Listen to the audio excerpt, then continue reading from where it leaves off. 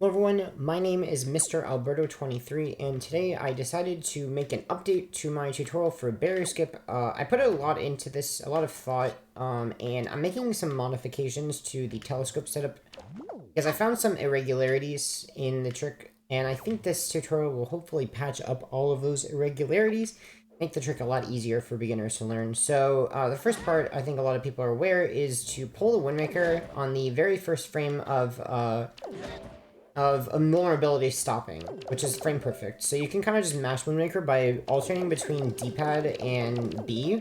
However, that's not the most consistent. The most consistent strat, if you were to grind this, would to just be to time it. However, it is frame perfect, so it is kind of difficult. But that is the most consistent because spamming Windmaker will never be as consistent because you can't spam it every frame. It'll only be every alternate frame. So it's up to you how you want to do it. Now the next part you want is to go in all the way into this corner right here.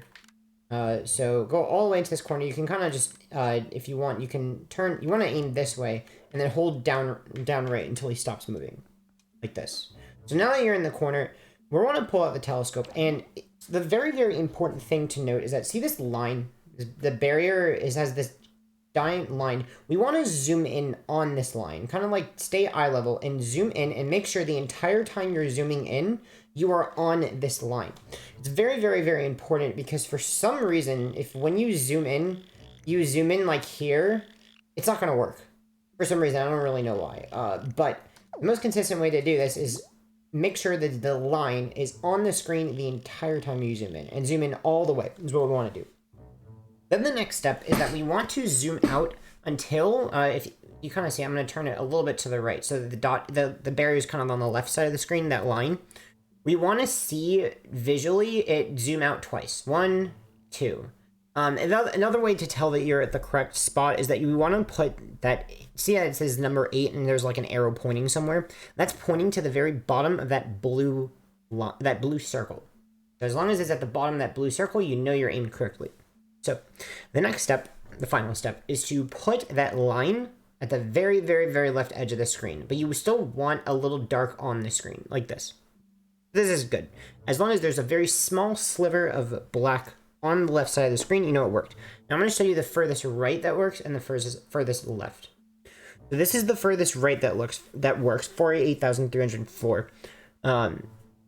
So you can really just see only a pixel of that dark stuff on the screen.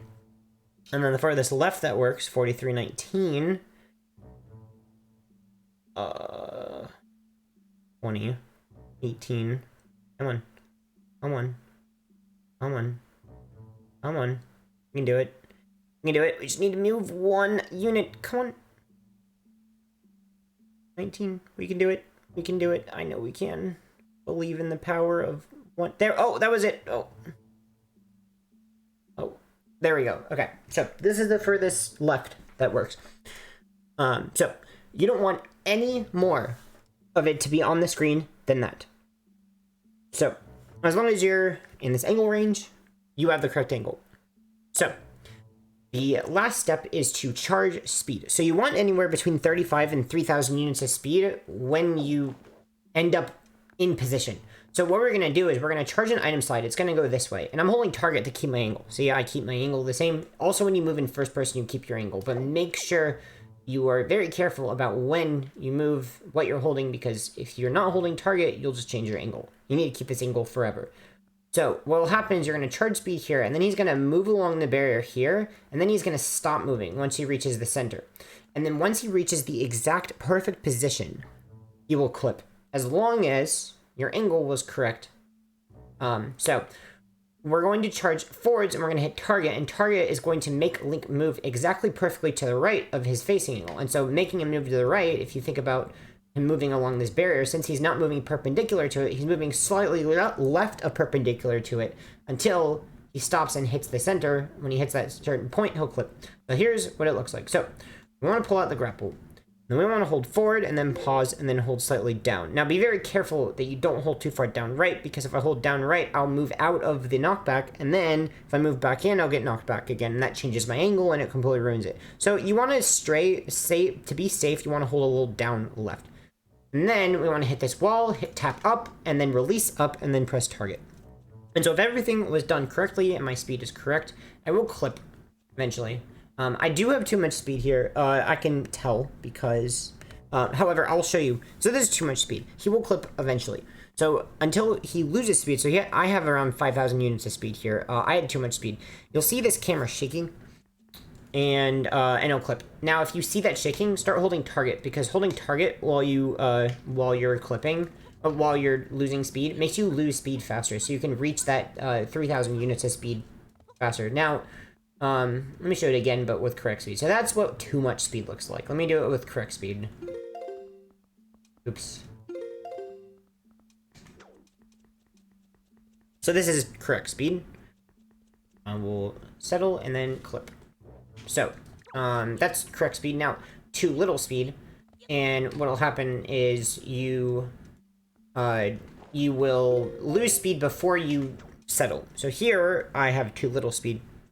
I actually don't think I have too little speed, do I? No, I had correct. Okay, let's try this one more time, but I want to get less speed than that. Okay, try this again.